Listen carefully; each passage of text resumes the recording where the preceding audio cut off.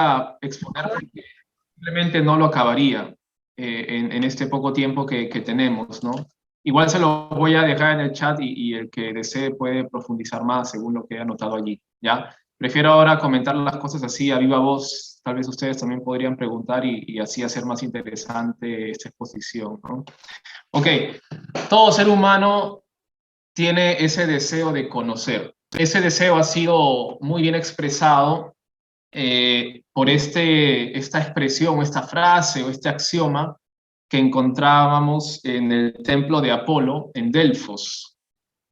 Conócete a ti mismo, conócete a ti mismo. Creo que todos hemos escuchado eso alguna vez. No es una expresión cristiana, digamos, no procede de un autor cristiano, sino de un autor pagano. En el templo de Apolo, en Delfos, se encontró en el siglo II por el historiador Pausanias esta expresión: conócete a ti mismo. O sea, quien se conoce a sí mismo ha logrado algo importante en la vida.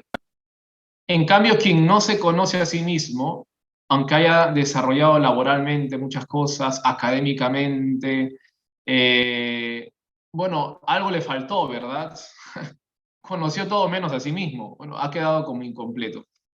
Entonces, el conócete a ti mismo quiere expresar esa necesidad que experimenta el ser humano. Alguien que no se conoce a sí mismo, alguien que no conoce, digamos así, el misterio del hombre, no digo que tenga la respuesta, pero al menos que se pregunte por el misterio del hombre, ha quedado como en una etapa infantil de la vida. Quien se dedica solo a pensar en las cosas exteriores así, y no piensa en sí mismo, en cuál es su destino, a qué está llamado, qué lo realiza, qué está buscando, simplemente ha quedado como incompleto. Diríamos que es una persona que no se ha desarrollado realmente. No se ha desarrollado realmente. No se puede vivir como si no fuéramos un problema. Lo somos. Realmente en nuestro interior hay un deseo que no logramos satisfacer en este mundo. Ok, la iglesia tiene una respuesta respecto a ese deseo. Pero partamos desde el inicio, ¿no? A esta pregunta, conócete a ti mismo, hay como tres respuestas posibles que se han dado a lo largo de la historia. En primer lugar, una primera respuesta es, ok, la pregunta es absurda, simplemente. Es como preguntar cuánto pesa el dolor o qué color tiene el odio. Ok, se dice, es una pregunta que no tiene sentido hacérsela. La pregunta está mal hecha y por tanto no debemos buscar ninguna respuesta. No sé si ustedes han escuchado esta fábula de Esopo, de el lobo y la uva, un lobo que intenta atrapar una uva en un viñedo, pero la uva está muy elevada, el racimo de uva está muy elevado, entonces nunca llega. Y después de mucho intentar, se dice a sí mismo, ni siquiera quería uvas, o no tenía hambre. O sea, al ver que no logra responder a la pregunta que se había planteado, simplemente dice, bueno, la pregunta es absurda. Es una corriente filosófica representada sobre todo por Nietzsche, sostener que, ok, la pregunta, conócete a ti mismo, o la pregunta por el misterio del hombre no tiene sentido y por tanto no hay por qué responderla. Vive como si no tuvieras que responder esa pregunta, porque simplemente es absurda. Ok, una primera respuesta, por tanto, es, no hay pregunta, la pregunta es absurda, el hombre no es un misterio, simplemente debe dedicarse a vivir y ya está.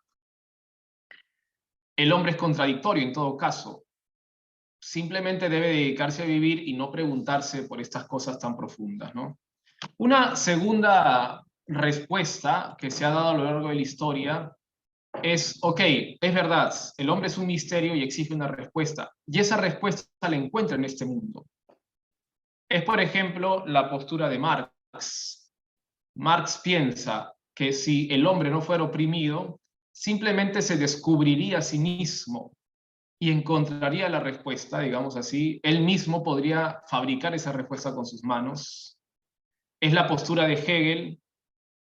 en donde se plantea el hombre en su etapa final en una unión con un ser absoluto, es la postura de otros filósofos, casi todos idealistas. Ok, pensemos en esta segunda opción, ¿no? La segunda opción dice, si hay respuesta a la pregunta, conócete a ti mismo, pero está en este mundo, está en este mundo. Tal vez dedicándose al trabajo, o dedicándose a lo académico, o dedicándose, no sé, a la filosofía, o sea, volcándose en este mundo. Ok, es algo que en parte es cierto. Este mundo es bueno, pero sabemos que las cosas creadas no son capaces de satisfacernos en profundidad. Eso lo vemos en nuestra propia experiencia. Por ejemplo, en los niños. Los niños nunca se sacian. Les das un juguete que desean y luego se aburren y quieren otro, y luego quieren salir a pasear, y luego quieren jugar otra vez, y luego quieren ir a la piscina, y luego quieren ver televisión.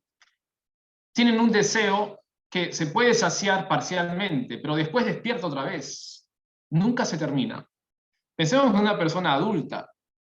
Ok, tal vez un joven quiere terminar de estudiar, cuando termina de estudiar quiere trabajar, y cuando ya trabaja quiere casarse, y cuando ya se casa quiere tener hijos, y cuando ya tiene hijos quiere tener un mejor trabajo, y después quiere la paz en su familia, y después nunca termina de desear cosas. Entonces, las cosas de este mundo son buenas, pero no nos satisfacen del todo. Siempre nos queda un mayor deseo. Es como el agua salada, ¿no? Puedes tomarla, ok, pero te va a dar más sed. Terminarás teniendo más sed. Es decir, el agua salada no saciará tu sed, sino que al contrario, la incrementará.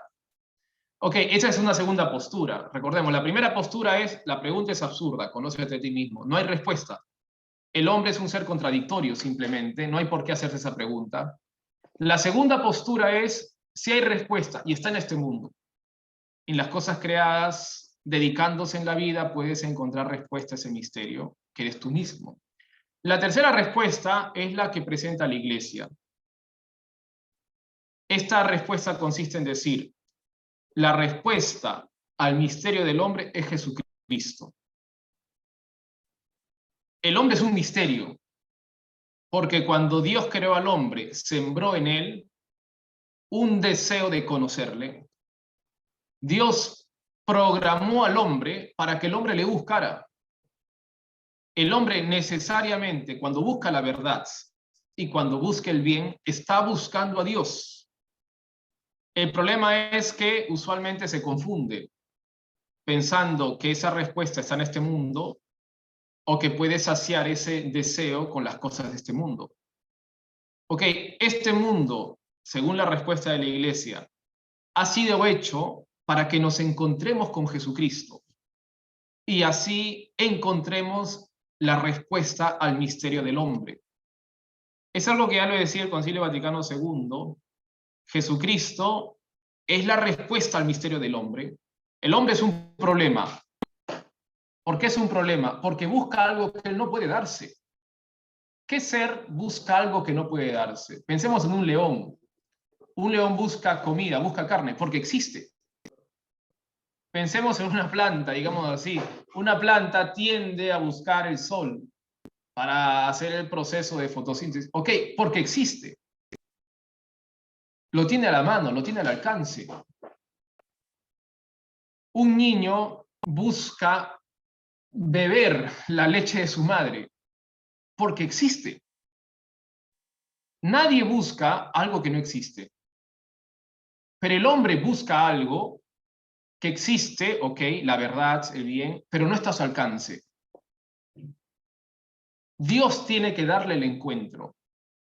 Dios tiene que manifestársele para que ahora sí esté a su alcance. Y eso es lo que ha hecho Dios. Ha enviado a su Hijo para que el hombre tenga la posibilidad de saciar ese deseo infinito que tiene, deseo de verdad y de bien. El deseo que tiene el hombre de conocerse a sí mismo o de ver o de encontrar algo que complete o que responda a su existencia es infinito. La naturaleza de nuestros deseos son infinitos. Ustedes pregúntense, nunca hemos dejado de desear algo. Mientras estamos vivos, nada nos sacia. Siempre estamos buscando algo más. Ustedes pregúntense ahora, bueno, ¿qué estoy buscando? Puede ser que alguno tal vez esté enfermo y busca curarse. Ok, pero cuando te cures vas a seguir buscando otra cosa. Tu búsqueda de verdad no va a saciarse, no va a terminarse. Vas a seguir buscando algo. Y cuando tal vez te cures y pienses que ahora lo que quiero es salir de vacaciones y salgas de vacaciones, bueno, después cuando vuelvas seguirás buscando otra cosa más. De así nunca terminarán tus deseos. Somos seres finitos, porque somos criaturas, pero Dios ha sembrado en nosotros un deseo infinito. De modo que las cosas de la tierra, que son finitas, no nos satisfacen del todo. Nos entretienen y son buenas, pero nunca terminan de saciar completamente nuestro deseo, porque nuestro deseo es infinito. Solo algo infinito puede saciar un deseo infinito. Solo Dios, porque es el único ser infinito, puede saciar nuestro deseo infinito. De allí que, digamos con toda razón, Dios nos ha creado para buscarle. Dios ha sembrado en nuestro corazón un deseo de Él, un deseo de Dios. Entonces, la respuesta de la iglesia, que es esta tercera opción, recordemos, la primera es, la pregunta es absurda. La segunda opción es si en este mundo puedes encontrar la respuesta a esos deseos infinitos, a ese conócete a ti mismo. La tercera opción es la de la iglesia. Lo único que puede saciar el deseo de conocer y de amar del hombre es Dios, es Jesucristo. Jesucristo es la respuesta de Dios al hombre. Ok. Todos tenemos el deseo de Dios, hemos dicho, está escondido en nuestro interior y por el mismo hecho de ser hombres le buscamos. Necesariamente le buscamos. No podemos no buscarle, no buscarle. Ok. El hombre busca la verdad, todo hombre busca la verdad, y para conocer la verdad necesitamos confiar en los demás.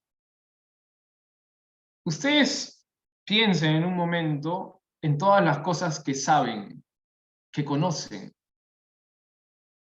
¿Cuántas podrían demostrarlas? ¿Cuántas verdades que están en nuestro intelecto podríamos demostrarlas?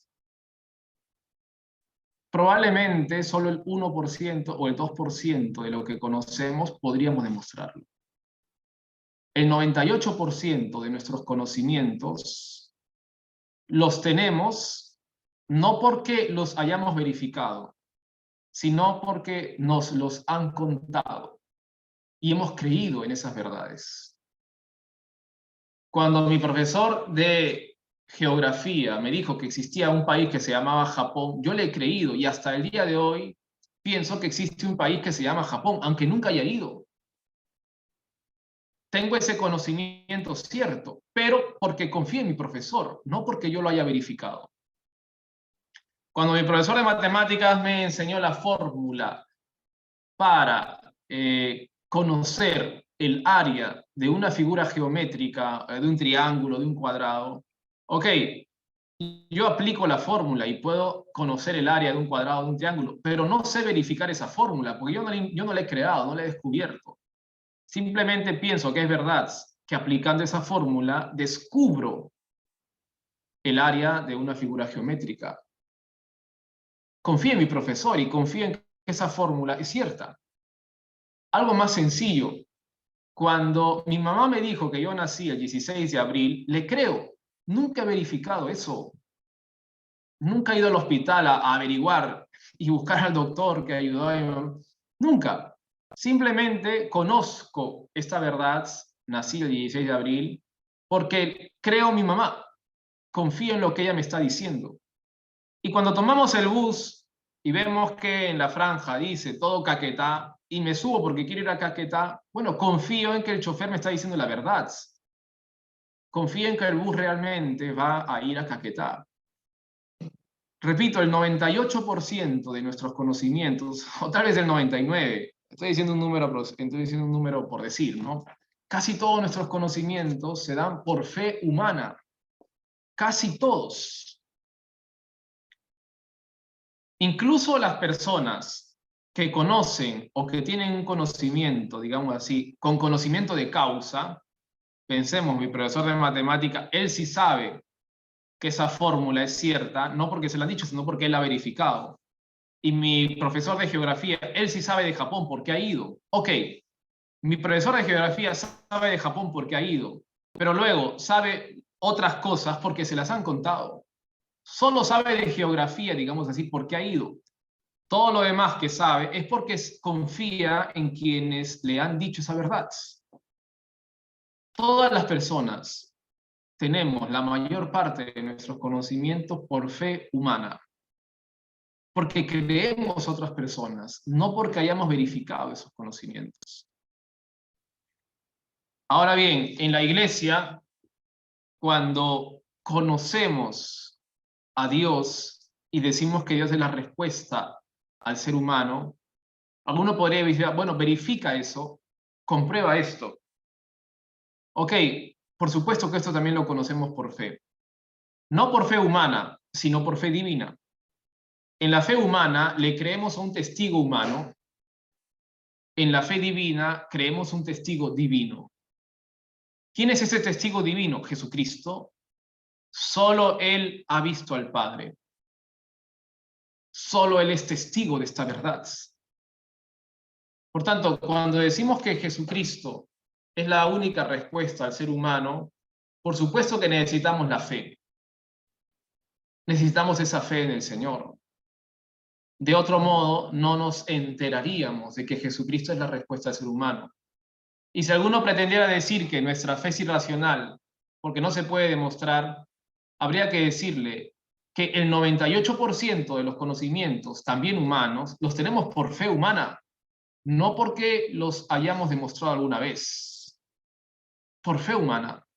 Por tanto, no tiene nada de extraño, y mucho menos es inhumano, mucho menos, que conozcamos la verdad más profunda de nuestro ser, esa verdad que dice Jesucristo es la respuesta al hombre, por fe.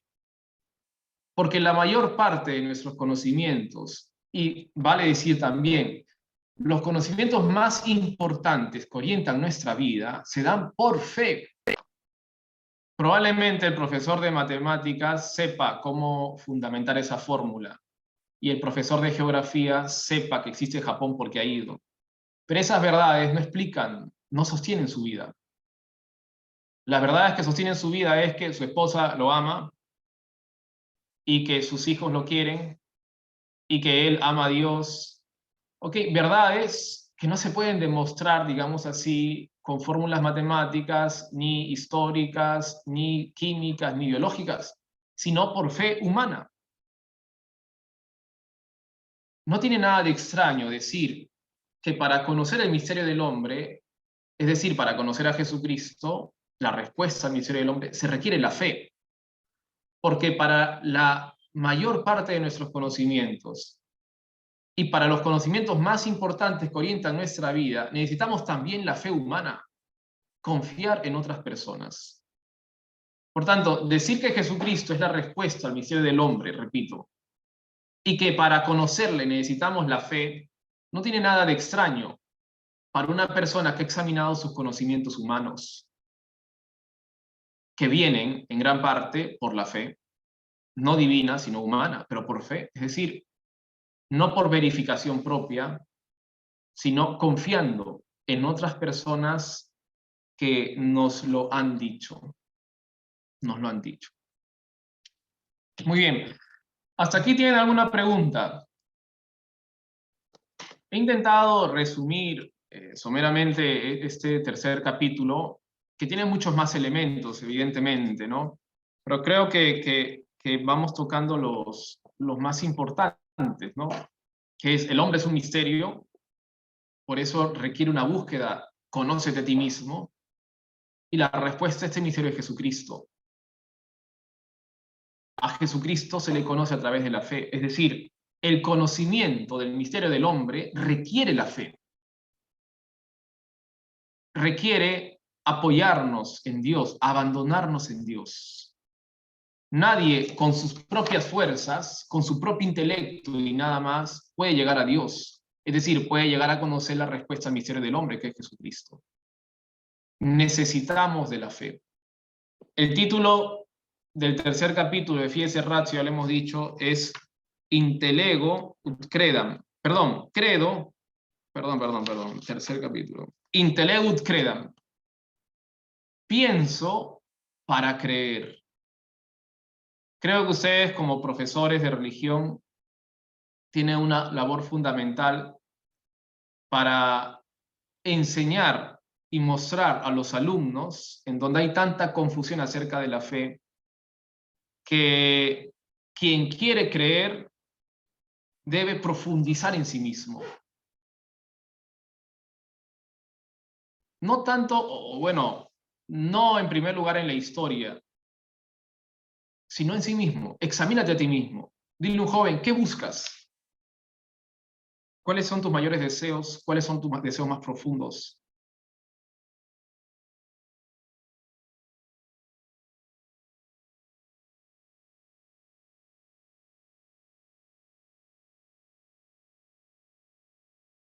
Eh, ¿Te gustaría que existiera algo así? ¿Cómo no? Bueno, solo una vez que hemos descubierto el deseo que tiene el hombre de Dios, ahora sí Dios se presenta como un ser necesario para nosotros. Pero si el joven no ha descubierto que él es un misterio y que está buscando algo incompleto y que necesita algo que no tiene, bueno, entonces Dios pierde significado. Si no estás buscando nada, ¿por qué tendría que tener una importancia en mi vida esto si no lo busco? A veces hablo con algunos chicos y, y les pregunto, oye, tú, por ejemplo, ¿crees que debes recibir el perdón de Dios? ¿Experimentas en tu vida esa necesidad de reconciliarte con Dios? Y el joven dice inmediatamente, no, si yo no he matado a nadie, yo no me drogo, yo no he hecho ningún daño grave a nadie, ¿por qué voy a necesitar el perdón de Dios?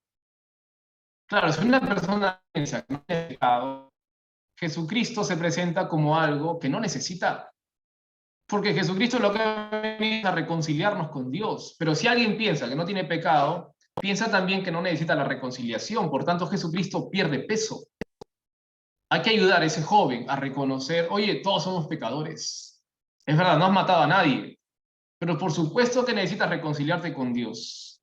Solo si el joven se da cuenta de que necesita reconciliarse con Dios, ahora sí cobra sentido que Dios quiera perdonarnos y que Él necesite de un Dios que nos perdona. Pero si el joven no descubre que es un pecador como cualquier otra persona, ok, Dios es irrelevante. La reconciliación es irrelevante, es algo que Él no necesita. Si el joven no descubre que es un misterio, conócete a ti mismo, que de verdad le falta algo, ok, Dios se presentará como un ser bueno, pero no necesario. No necesario. No imprescindible. Los jóvenes tienen que, y ustedes son responsables también en esto, en ayudarles en esto, descubrir que realmente están buscando algo que no es ni el internet, que no es ni el dinero, que no es ni el placer, que no es ni la fiesta, que es algo mucho más grande que todo esto. Realmente ustedes pueden ayudar a tantas personas a descubrir que necesitan una respuesta, que están buscando algo. Solo una vez que se ha ayudado a la persona, en este caso al joven, a descubrir que está incompleto, que tiene un deseo en su corazón que él no ha sembrado, sino que ha venido con él, que tiene un deseo de verdad, un deseo de bien, solo entonces Dios se presenta como una respuesta. Si no se parte del hombre, no se llega a Dios. Si no se parte de esa necesidad que el hombre tiene al infinito, Dios se presenta como irrelevante. Puede ser que se presente como alguien que existe. Yo creo que la mayoría de gente piensa que Dios existe, pero irrelevante, porque no le necesito simplemente. No hay nada en mí que le busque, entonces no tengo por qué buscarlo, digamos así, ¿no? Muy bien, aquí he visto que han escrito alguna, dice, a ver, dice, ¿cómo podemos los jóvenes pueden conocerse tomando como modelo a Jesús en este tiempo en que las redes sociales son las que prevalecen y alejan de algunas ocasiones de Dios? Ok, las redes sociales creo que son algo bueno, ¿verdad? Pero no sacian a la persona. Digamos, el amor no entra por el cable ni por la fibra óptica. Algunas personas podrían pensar que porque tienen 1000 contactos en el Facebook, tienen 1000 amigos. Oye, no es cierto. La amistad no se da sino solo a través del roce humano. Las redes sociales usadas, digamos así, abusivamente, quitan espacio a ese roce humano, que es lo que va dando sentido, peso, color a la vida. Las personas sumergidas en el mundo virtual, es decir, excluidas del mundo real, simplemente poco a poco van experimentando un vacío en sí porque necesitan relacionarse verdaderamente con los demás y no solo a través de una pantalla, ¿verdad? Ok, las redes sociales son algo bueno, evidentemente, pero no es una misión del hombre y creo que cualquier joven podría darse cuenta que si ve YouTube todo el día, va a quedar aburrido al final del día. Si todo el día está con el WhatsApp, tal vez al final del día experimente como cierto cansancio. No, tal vez no en un día, pero después de un mes, después de unas semanas de no tener roce humano con otras personas, de no tener amistades profundas, se va a dar cuenta de que el WhatsApp fue solo un entretenimiento, pero no contribuyó a su crecimiento, sino al contrario, contribuyó a que él se sienta ahora más vacío. Por lo tanto, son buenas a usarlas, no producen a los jóvenes, ¿no? Pensemos en las redes sociales. Las redes sociales funcionan captando información de las personas. ¿Cómo funciona el Facebook? Bueno, funciona así. Tú te inscribes y pones tus gustos. Cuando el Facebook se entera de lo que tú buscas, se va enterando de lo que te gusta. Y así Facebook puede vender esa información a las grandes empresas para que te ofrezcan lo que buscas. Ok, entonces el usuario mejor, quien usa el Facebook no es el chico. El chico es el usado por el Facebook. El producto aquí no es el Facebook, sino el joven. Facebook de alguna manera capta al joven, capta sus gustos y vende esa información a las grandes empresas que luego pueden ofrecer al joven lo que está buscando. Entonces, hay un riesgo aquí, ¿no? La utilización del ser humano. Además, bueno sería si solo hiciera eso el Facebook, ¿no? Lo que hace el Facebook además es inducir tu deseo. Poco a poco te va sembrando el deseo. Imagínense, una multinacional le dice a Facebook, te doy 10.000 millones de dólares si tú logras en 5 años introducir el deseo de ese producto en los jóvenes del mundo. Ok, es un gran negocio. Es un gran negocio para una empresa prever lo que en 5 años la gente va a buscar. Ok, ahí hay todo un riesgo, ¿no? Las redes sociales que pueden sembrar sutilmente en los jóvenes de todo el mundo un deseo concreto, un deseo manipulado, ¿no? Ok, dice, si el conocimiento procede de Dios y nuestra fe nos lleva a Él, entonces podría decir que la fe debe estar por encima del conocimiento. Ok, la fe es una manera de conocer. No es que conozcamos primero y después tengamos fe. No, la fe es un modo de conocer. Ya hemos dicho, yo conozco que existe Japón porque mi profesor me lo ha contado. Es decir, tengo ese conocimiento por fe humana. Entonces, la fe no es algo distinto al conocimiento, es una manera de conocer. O conocemos por experiencia propia, porque fui a Japón, o conocemos por fe, porque me contaron que existe Japón y yo confío en lo que me contaron. La fe es un tipo de conocimiento. ¿Cómo llevar en estos tiempos a que los estudiantes descubran que Dios es el complemento para lograr la felicidad? Tal vez lo mejor es mostrarle al estudiante poco a poco cómo las cosas del mundo son buenas, porque Dios las ha creado, pero no llegan a saciarnos. Nunca completan, nunca responden totalmente a ese deseo. Nos entretienen, pero nunca llegan a saciarnos.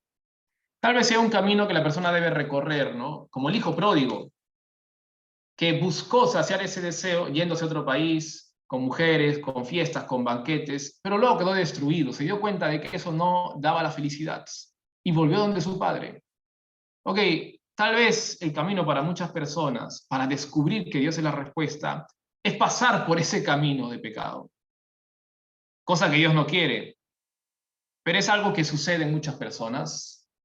Después de pasar por ese camino de pecado, de excesos, llegan a darse cuenta, esto no es lo que buscaba. Ok, no hay que hacer que el joven pase por ese camino, pero hay que mostrarle que si pasara por ese camino no encontraría la respuesta, sino que al final quedaría más desolado, más vacío.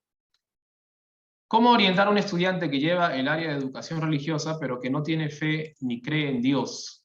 Ok, por supuesto que a nadie hay que obligarle a creer en Dios, ¿no? La fe es un acto libre. Dios lo quiere, pero no obliga. Llora o se entristece el Señor cuando alguien no cree, pero no por eso obliga, ¿no? Tal vez la mejor manera de ayudar a una persona a creer es haciéndose amiga de esa persona, haciéndose amigo. Nadie cree por verificación ni por lógica. Todos creemos porque hemos visto un testigo, porque alguien nos ha enseñado a creer. En mi caso diría mis padres, algunos sacerdotes que conocí. Bueno, el profesor de religión lo primero que debe hacer es ser amigo de los demás. Solo así el campo estará preparado para que el chico crea. La amistad es el primer paso para evangelizar. Ser amigo, sinceramente, de los demás. Yo ya me pasé, tenía hasta las 9:20. No sé si puedo seguir con las preguntas bueno, son 9:21 ya. Sí, padre, sí, todavía puede seguir. Le damos unos quizás 5 minutitos más para que pueda absolver a las dudas de los profesores. No hay problema. Ya, aquí dice, padre, es lo que está pasando con los jóvenes, mucha soledad y vacío que también lo lleva al suicidio, la droga. Efectivamente, ¿no? El suicidio, algo que se da mucho en Occidente, comparada con otras tradiciones tal vez, es producto de no encontrar sentido a la vida. Las personas se suicidan porque piensan que morir es mejor que vivir sin sentido. Por tanto, quien se suicida demuestra de algún modo que no se puede vivir sin sentido. Simplemente no se puede vivir sin responder a la pregunta de ¿por qué existo? ¿Por qué estoy aquí? ¿Cuál es el sentido de mi vida? Bueno, tal vez ese sea un tema que se puede tratar con los jóvenes, ¿no? ¿Por qué la gente se suicida? ¿Por qué gente incluso famosa, adinerada, reconocida, poderosa, llegan a cometer ese acto tan trágico? Bueno, y esperar las respuestas de sus alumnos. Tal vez así se puede generar un diálogo muy rico para después mostrarles que una vida sin sentido es insostenible. Simplemente no se puede vivir si no se tiene sentido para vivir. Ok, otra pregunta dice, ¿debo creer primero para entender o debo entender primero para creer? Ya, ambas expresiones son complementarias, ¿no? Para creer debo entender, debo tener un conocimiento mínimo. Para creer en Jesucristo, por ejemplo, debo entender que Él existió. Debo entender que Él predicó, debo entender que Él murió, que resucitó. Ok, si no tengo unos conocimientos mínimos, no puedo creer en el Señor. Hay mucha gente que dice, creo en Dios. Ok, ¿en qué crees? Y no te pueden decir ni dos verdades. Ok, esa fe está mal formada. Una persona que cree, pero antes no ha obtenido unos conocimientos mínimos, que se dan sobre todo en la catequesis, cree mal. Para creer bien hay que tener no un conocimiento profundo, pero sí unos conocimientos mínimos. Por tanto, entiendo para creer. Pero por otro lado, para entender la fe hay que creer, es decir, hay que tener fe.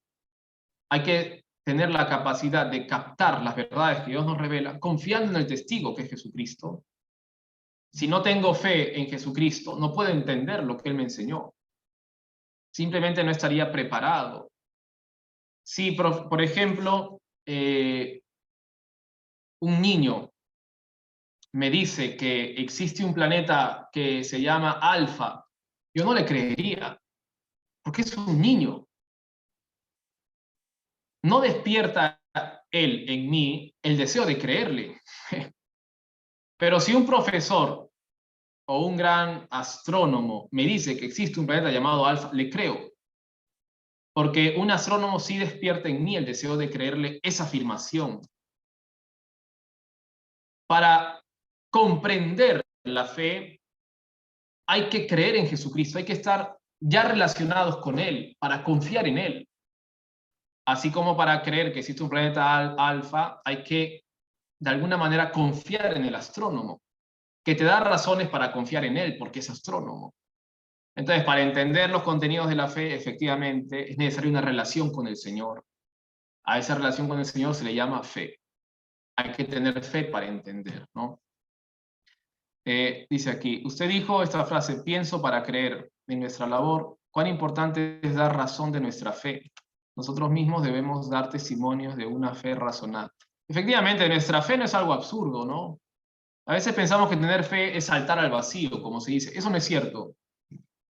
La fe tiene un sustento intelectual. Nadie cree porque sí. Hay que tener un sustento. Y en la iglesia siempre se ha buscado dar sustento, como decía San Pedro en la carta que escribió, me parece que es 2 de Pedro 1:6, estar siempre dispuestos a dar razón de nuestra fe. Porque nuestra fe tiene un sustento. No creemos porque sí, sino porque hemos tenido motivos fuertes para creer. Muy bien. Usted dijo que esa frase pienso, muy bien. Muchas familias yo creo con la ayuda de Jesús, muchas familias por cuestión de trabajo no comparten la fe con sus hijos. Es un problema, ¿no? Los primeros educadores de la fe de los hijos son los padres. No el padre de la iglesia ni la monja, tampoco el profesor, sino el papá y la mamá. Ellos son los responsables de educar en la fe a sus hijos, ¿no? Es parte de la paternidad, no solo dar la vida biológica, sino también desarrollar esa vida espiritual, desarrollar la fe en los hijos. Muy bien, ahora sí ya me pasé bastante. Les agradezco de verdad por su atención y por sus preguntas. Espero que lo que haya compartido también les pueda servir algo y les deseo de verdad que con mucha ilusión ustedes enseñen su curso a los alumnos, sabiendo, como les decía al inicio, que no es solo una misión académica, ¿no? Es una misión que creo Dios les encomienda. Predicar la fe con sustento, de modo atractivo a los alumnos, es decir, ayudar a las personas a que crean en Jesucristo, ¿no? Gracias por su atención.